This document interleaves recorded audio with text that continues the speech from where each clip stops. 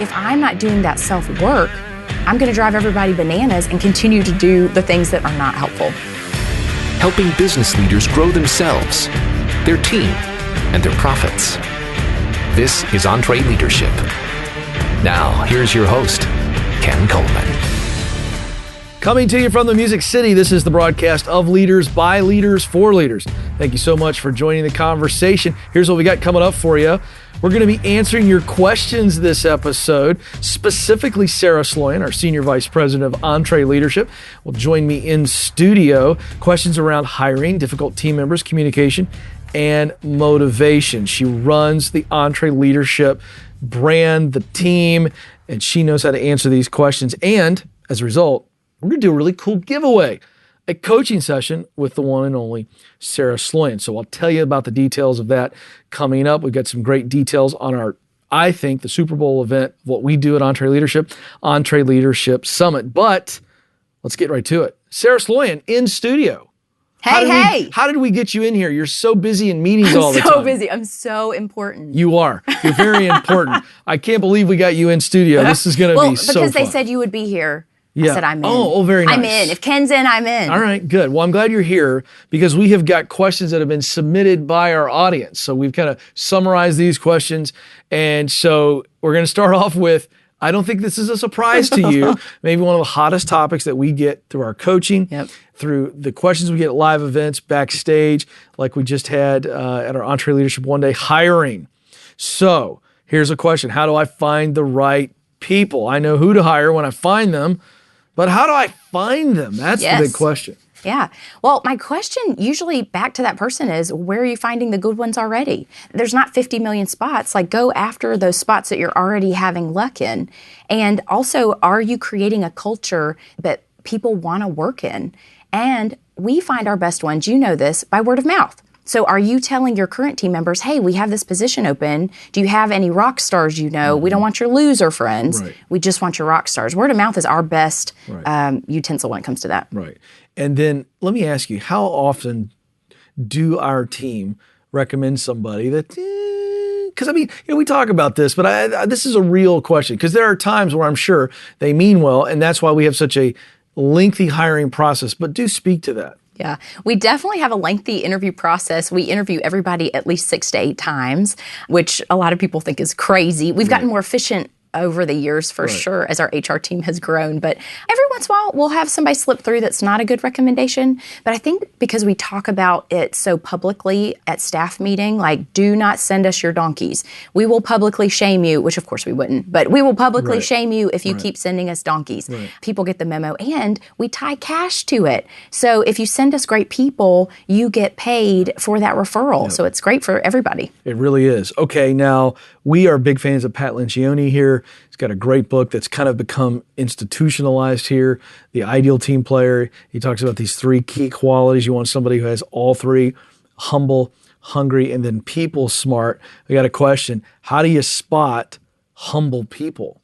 Yeah, that's a tough one. It is. You can ask great questions that can get you there. If someone's not willing to tell me about a time that you failed. If they dive into that and they really aren't comfortable answering that question, they kind of hem and haw or give you a lame answer, then they probably aren't comfortable talking about failings or humility. But I think I pick up on it a lot of times just by how people present themselves, how they talk about things. If you ask them tell me about a time that you really hit it out of the park, do they talk about, I did this? Or are they talking about, man, this team is awesome and this person did this and this person did that? You pick up pretty quickly on whether they need to take all the glory or whether they feel like they're part of a team and it was a team effort. Yeah. We had a question about the interview process, and I'm going to kind of edit it on the fly here because I'd like to know, of those 6 to 8, you got the HR side of it, and then it gets in here to the team. At what point do you get involved? And then what is your type of interview? Describe that for people. What have you fashioned as kind of okay, for me, Sarah, this is what I need to be asking. This is what I'm looking for. It depends on the role. So if I'm hiring for one of my top leaders, I'm asking a lot of questions. I'm using real examples. And I'm going to be honest with you, a lot of those questions are from things that I learned the hard way. Right. You know, Sure, that I flash back to that team member that was really hard to deal with. We had a difficult situation. I think I do not want to relive that. So I just am honest in those situations. Hey, here's what's going to happen. How would you respond in these situations? If it's for a lot of times now I will be interviewing for a half day where the candidate comes in for a half day. They meet with HR, they meet with the person who would be their direct leader, they meet with a couple of people. Right. When I'm in that interview, by the time they get to me, I'm not vetting their skills as a developer.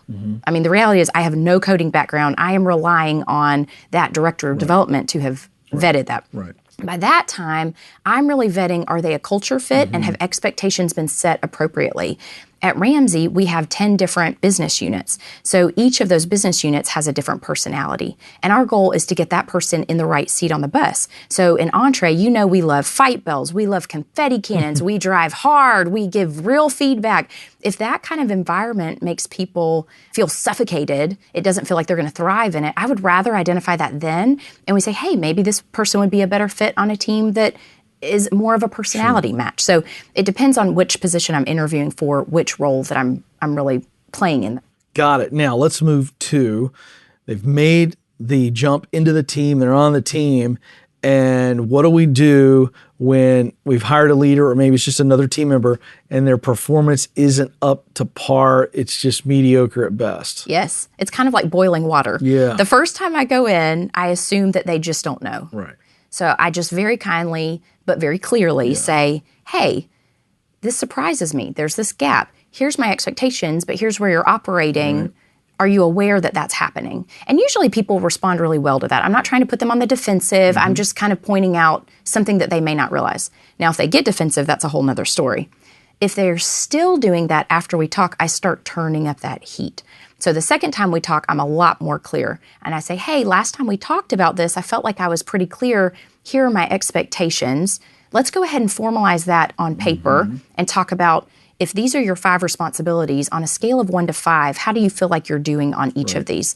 And if a 4 is the minimum that you need to be at, what are we going to do to close that gap? And then when we meet again, if we're still looking at that and saying we're not closing that gap, I'm starting to say, hey, we've been talking about this for a few weeks now. It doesn't feel like you're closing the gap on this. We start talking about, is this role a fit? Is it an attitude problem? So the heat gets turned up every time we talk, but I'm always clear and I'm always kind about it. Okay, so now we're going to move over to, that was more about performance, results. Let's talk about attitude, or more importantly, when somebody, it's just obvious, they're just not happy. They're walking around the office like Eeyore. Yes. What do you do? Well, I think this is a perfect question for you to answer. I mean, this is your sweet spot. What do you do? Well, I think you're going to have to ask them why they're unhappy. And really, to that clarity that we drive at so much, I would want to know specific reasons. So now we're looking at job function. Does the function, the role they're asked to be, that they've asked to play, does it fit their talent? Does it fit their passion? Meaning, are they really, really good at it? Because if somebody is busting tail, like the previous answer that you just gave, and they're just not getting there, then we've got to look at why. Because if the effort's there, but the results are there, then it's really aptitude. It's the ability to actually function and do the job. So I want to look at that. What about the role is making you unhappy? So is it skill, or is it, I can do it with my eyes closed, I just don't even look forward to doing it, and I feel like it's sucking my soul out? That's what we want to look at. Then we want to look at, is it people? So if it's not the role, then is it people you're working with? And this gets really dicey. Is it me? Right. Like, am I a jerk and not know it? Now, this could happen. Yes, it does. So as a healthy leader, you have to look at those areas. And by just looking there in those areas and letting them feel free, say, hey, I just want you to be happy. This isn't going to be something that you're going to lose your job over, but we need to figure this out. Right. We have the same goal, right? We have the same goal, for you to be fulfilled at work, whether it's here or somewhere else. Because here's the thing, leaders, if you've got a person that's unhappy in their role, they're not doing you any favors, because they're not giving you their best. And you need them to give their best so that you can win. So that's high level. We've got to get in there and figure out where it is that the pain, because it's pain. We were talking earlier about why kids act the way they do. Yes. Well, employees act the same way. There's some level of pain okay, that's causing them to be moping around or unhappy? Did they get jilted? Did they get overlooked? Is it a jerk, that they're working with? Is it a customer that just ripped them upside down the other and they took it personal and they never invented it? And you might find that in that conversation of attacking the pain point, that you might solve it. And they go from either, they may leave or they may turn around and be the best employee you ever had. Yeah, that's good. So there you go. All right. How to correct an employee without clipping their wings so where they feel like Sarah hates me. Yes. Because there's some people that just don't do well with any type of professional conflict. That's the truth. Conflict at all. Yeah. I like to go in, a lot of it is tone. So Yeah. I think we don't go in shaming them. Yeah. I like to come in asking questions and again, giving the benefit of the doubt. A lot of times too, I've already built a lot of rapport with these folks. So the first time they're hearing from me is usually not, Yeah. this is a huge miss. What were you thinking? So I like to go in and just ask questions. Hey, it felt like this was a miss. Can you give me some feedback on what your perspective on this? What did you see here? And a lot of times that team member is able to go through and go, man, I would have done this differently, this differently, this differently, this differently. Now you do have people who have a self-awareness problem and they can't see any of that. That's right. And you have to start pointing out the discrepancies. But a lot of people are self-aware enough that if you just give them the opportunity to say, hey, tell me how you felt that went, they're able to kind of point out, I didn't feel great about that. Here's why. Speaking of difficult people, who is the most difficult person in any organization to lead? This is a I fun thought you were going to question. put me on the spot and ask on my team. No. I was like, oh dear, Heavens oh my, I'm this going to is- need something stronger in No, here. this is from our audience. We would never answer that question. Never. Don't ask it. We would say next. But this is a good question. Who is the most difficult person? Yeah. This is probably a crazy answer, but yourself. Yeah. We Well, I have to think lead it's right. ourselves every I day. think it's right. Do you want me to expound on that? Yes. Okay. The reason that's so hard is I think we are so outward focused, right? We're looking at problems that need to be solved. We're looking at gaps with team members' behavior and expectations. We're always looking externally, trying to jump from one problem to another. And we very rarely make the time to sit down in a quiet space and say, how am I leading myself today? What am I doing that I could do a better job at? How am I looking across the team and seeing what is it that I provide to them that only I can provide, and I need to keep doing that and amplifying it? And what is the gap right now that I'm doing? We had feedback from one of our offsites. We went around to our top leaders and I said, okay, let's talk about what is one thing each of us brings to the team that is a gift. So Kristen Cummings on our team is amazing with quality standards. She just knows, man, this is up to par and this is not. And she can just, without missing a beat, point that out. And then we said, okay, for each person, we're all going to give feedback on what's one thing they need to change. And what they pointed out to me is, when I get stressed out, instead of going to the root thing that I'm stressed out about, I go to this detailed task list. Have you done this? Have you done this? Have you done this? Have you done this? So I really needed to hear that as a leader and make sure I led myself daily to say, am I doing a good job of just, instead of going into my task list going, Kristen, I am stressed out because I'm worried that I have not done a good job of transitioning these responsibilities to you for the upcoming summit. Right. Talk me through how you're feeling about the summit. What are the things you've been looking at? Because as soon as she starts talking through that, it then gives me a breather to go, oh, I don't need to go through my list. But if I'm not doing that self-work, Right. I'm going to drive everybody bananas and continue to do the things that are not helpful. Yeah, that's good. All right, staying on this line of questioning, we have a question on communication. What advice do you have to help me stay focused and cool when dealing with a personal attack? Oh my gosh. I think we all have maybe a person or two on our team who gets very defensive when you point stuff out. And you kind of feel that anxiety creeping up the night before. You've got to go in and talk to them the next day. And you're like, this is in your mind, you're already projecting, this is how they're going to respond. And I'm not going to know what to say. And they're going to be processing their thoughts a million miles a minute. And I'm just going to feel flooded. Yeah. And it's very stressful. Yes. But what I will say is there's two tricks that I've learned. When you get flooded like that, you need to bring it back to the home point. So a lot of times we feel obligated to start explaining whatever that point is in 10 different ways each time they push back. You don't have to. You can just keep explaining that same point in the same way. Hey, they'll start taking you down tangents. They want to talk about something that you did 10 years ago. Hey, we can absolutely talk about that at a later date. Today, we're here to talk about your behavior in this meeting. They start taking you down or they start yelling at you.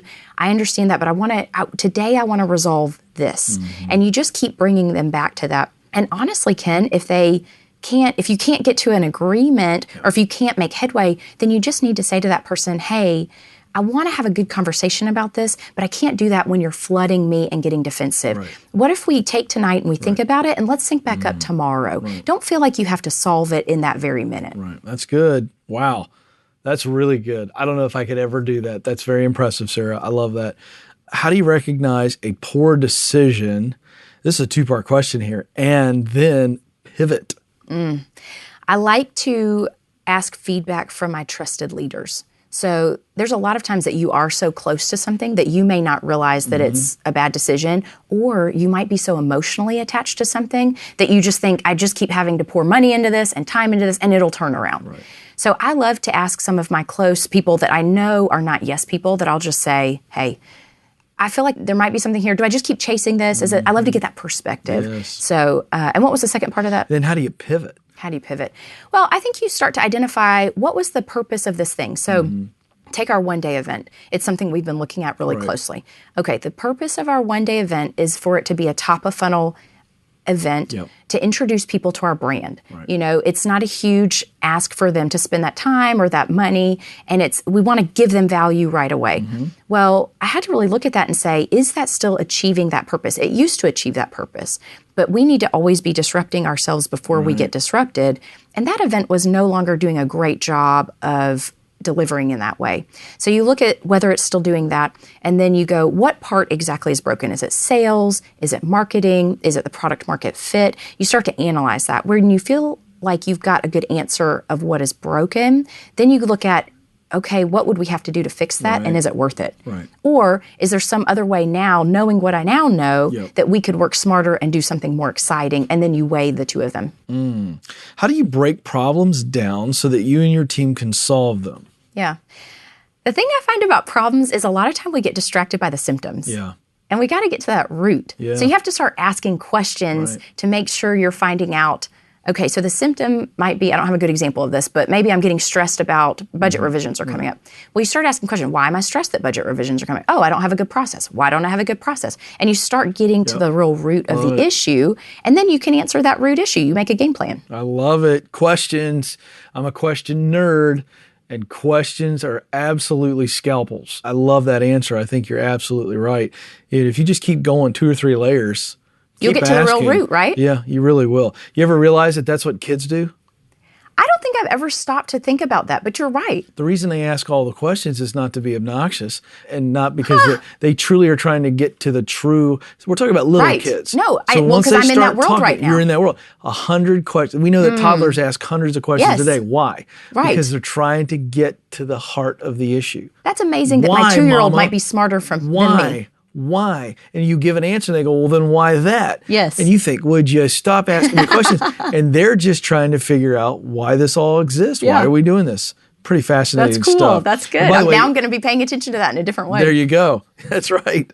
All right, let's move on to motivation and inspiration. We talk about this a lot. You know, I've heard Dave talk about this 100 times. Don't motivate people. Hire people that are already hungry. We talked about Pat Lencioni. Hunger is something that you're looking for. This is a question. This is tough. How do I motivate people when nothing has worked? We've tried money, contests, prizes, vacation time. They're just not motivated. What do you say to that? Yeah. Well, I like to just then ask them, like, hey, I've tried these things. What else can I do? Right. Yeah, what's the gap? Like, talk to me about what you would find exciting. Yeah. What would you look forward to, or what would be a cool kicker? Yeah. I'm going to add to that answer if you don't mind. I was going to say, what would you do? Well, I think when you've offered money, prizes, vacation time, the only thing that's not mentioned here that's actually more valuable, we know this from HR research, the only thing that's more valuable than money and reward is recognition. So I certainly would try it. I didn't hear that in this question. Like that. So people are moved by recognition. Yes. Do I matter to you? Do you notice me? So I would try a heavy dose of recognition. But after that, I mean, this gets back to what I do on a day-to-day basis. Right. Let's just help them move on to something else. Let's get somebody in here who's got a connection to the role and to the mission. That's good. It is funny when you said that, I realized my top salespeople, they love bragging rights. It's not the money. No. It's not. They love to be. They have a healthy competition. Yeah, they get paid. They get paid on that. Yeah. They want to be recognized. Yeah. Well, it's absolutely true. It is number one. People would rather get recognition from their leader and then as a subset, their peers, more than they would a raise and more than they would a reward. That's cool. Yeah, so let me say this. If you're going to reward, make sure that it's really public. Right. Like giving a guy a vacation that 2 or 3 people know about. Doesn't feel as exciting. No, and you guys do this very, very well. Stand him up in front of everybody and go, Frank killed it, and because Frank killed it, we're sending him to Maui. Because it's not the Maui trip. Yes. He wants everybody to look at him and go, I'm killing it. I want to be like Frank. Look at Frank. It's just who we are. It's just how it works. Let's see. Rewarding my team when they hit their goals comes easy, but what do I do when a goal is missed? Ooh, this is a tough one. Yeah. I would say I really have to look at why it was missed. So is it because we had a poor plan and we need to just call that out and be honest and say, guys, we made some assumptions and they were bad assumptions? Or is it because of effort? And you address it differently based on those two things, I would say. What are your thoughts? Well, I think you have to then break it all down. And this is where everybody takes responsibility. Like you said, this is where it's 360-degree feedback. Okay, was the goal too high? Exactly. So this is where the leader can come in. And I'd start the process by going, okay, what do you all think? Did I set the goal too high? Was I hallucinating? And start the process of everybody going, wow, this is cool. You're taking responsibility. And it's just everybody kind of looking at it. And it's not a crisis when a goal is missed. Right. It's a crisis when goals are continually missed and we don't know why. Yes. Now we're in a crisis. Because you can't fix the behavior. Yeah. You're just this crazy cycle. Yeah, this idea that we missed a goal, what are we going to do? No, John Maxwell wrote a book called Failing Forward. I've never met a person who's successful or read about an organization that's successful that didn't have failure. So you're going to miss some goals, but this allows you to get in there and figure out, why did we miss the goal? And this is what I can't stand, when leaders will put it all on the team. What'd you guys do? How come we missed it? And they're secretly going, you put an unreasonable goal out there. That is my biggest pet peeve, when people will not be authentic about it. Yeah. Like, nobody is going to look at you differently. Yeah. Now, if you do it all the time and you just run around setting bad goals. Right. But if you just say, guys, I made some bad assumptions and this was not a great goal. Yeah. I think people respect you more for calling it out. Yes, because they already think They're already thinking it. Hello. Yeah, it's the old kid's tale. The emperor has no clothes. Yes. His tailor convinced him that wearing nothing was a beautiful, invisible outfit. And no one would say, hey, dude, you're walking around in your underwear. Right. It's crazy. Good stuff. Thank you all for submitting your questions. We love answering your questions. Sarah, that was big fun. And we told them that we're going to answer their questions in a really special way. How about a 45-minute one-on-one coaching session with this amazing lady, Sarah Sloyan? So you do mentoring sessions with business owners at our EntreMaster series. And so you've got a lot of experience with this. What do you love most about this? The person who wins this, what can they expect when they hop on the phone or Skype with you? Yeah, my favorite part is a lot of times at the beginning of the call, people don't see a path to either fix their pain or get to their dreams. And by the end of that call, it's easy to get there. It's not as overwhelming as people feel like it is. In a short period, we can put a plan on paper and talk through it, and they leave feeling like they've got a great plan and they're excited. All right, so folks, it's going to be really valuable. I promise. You have until the end of March to enter for your chance to win. So all you have to do to enter is click on the link in the show notes, and somebody is going to win that coaching session. That's going to be great fun. Oh my gosh, I just looked at the calendar this morning, and I'm doing speech prep for the summit event. And I'm like, it's going to be here. Yes, I mean, it's 1st of March, and I'm going, this is unbelievable. Well, and it's now starting in April. Usually it's in May, so it's throwing us off. Yeah. I know. And so it is truly around the corner. This really is our flagship event. You were involved with this. Here's what I'd love to hear, because we've been telling them about it. They know it's sold out. It's going to be nuts. How did this idea come together? Well, don't laugh at me. I've got 3 kids, but I swear this is like my 4th child. Like, I love this event. I know, it's too much. It's really not. So what happened was, you remember about 5 or 6 years ago, Dave started talking about one day he will need to retire, want to spend more time with Sharon on vacation, the challenge. And so we were all challenged to think about, how do we become less Dave dependent? Right. And it was kind of a scary concept for us, because at that time, EntreLeadership had 2 events. Right. We had our Master Series, we had our Performance Series. Master Series was a week-long event taught by Dave, basically, only. And we said, oh my word, most of our business revenue is tied to this event, and Dave's talking about scaling back his involvement. So we started talking about it, and there were a lot of feelings and fears. And we said, what if we kill one of these events and create an event that is less Dave dependent? And so we said, gosh, do you think we could maybe get 400 people there? Because at that time we were selling events at 150 people. So do you think we get 400? And we were going to San Diego, north of San Diego. And we sold 650 tickets, and it was awesome. It was like camp. You know that feeling where you get to see all of your favorite people and this beautiful venue. So that was our very first one. And now I guess we're doing our fifth one. Is that right? We were in San Diego. We were in La Costa, was that first one. Dallas. Then we went to Dallas. Then I feel like it was Orlando. And now San Antonio. And this is number 5. Thank you, folks, for hanging out with us as I took my shoes off so I could count. Ken. So this year we'll be in San Diego, right on the marina. It's going to be awesome. You're doing a talk. I know. It's going to be great. Going to be talking about the proximity principle. How do you use it to move up? You know, we did an audience survey recently, and we found that one of the things that you all want to hear the most is how to move up in your career. Well, if you're coming to Summit, I'm going to give away the secret sauce. It's going to be awesome. There you go. It's going to be fun. Now, we sold out. So the rest of the story is it went boom, boom, or as Dave likes to say, zoom, zoom. We sold out, and then you decided this grand hall experience. Now, so we're testing something new this year. It's the exact same experiences in the room, but we're going to use another ballroom and live stream the speakers. So we'll have our Live from Summit stage there where the speakers will go after they get off stage. There interviewing them. You'll be interviewing those guys in the overflow grand hall room. That's right. And we've got some fun surprises built in. We call it EntreLeadership because we feed everybody lots of food. Yes. Well, I would know. Wear your stretchy pants. I would know. I don't have time to eat during that week, but I go on a diet the week before good. So that I can eat all the food the week of. And I like that. It really is well done. And in the beautiful San Diego downtown area, on the water, the weather's great there. Yes. It's not just a vacation.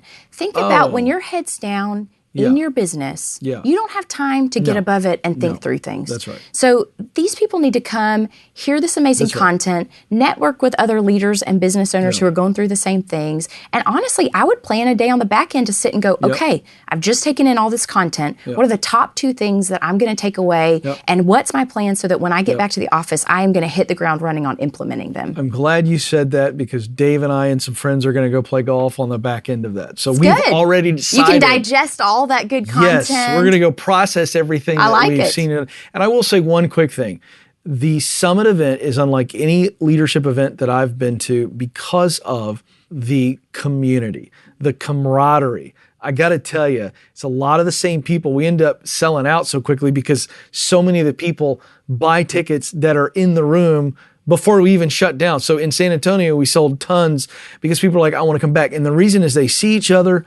It's like kind of going to this, high-end camp for adults, and you're learning, you're growing, you're fellowshipping. It just really is a wonderful time. So click on the link in the show notes because we still have some spots in the Grand Hall. So you better move on that. And we've got a special podcast listener discount for you because I'm a man of the people and I demand these things. Sarah didn't want to do it. He arm wrestled me earlier. It wasn't pretty. Yeah, it wasn't pretty because she almost beat me. That's what she's not telling you. But somehow I squeaked out a win and we've got the listener discount. So that's big fun. So we'd love to see you there. You'll want to move on that though because it's going to sell out. Sarah, thank you. This was so fun. Got to have you back more often. Sounds good. All right, folks, that's going to do it. On behalf of Sarah Sloyan and the entire EntreLeadership team, thank you so much for listening. We'll talk with you again very soon.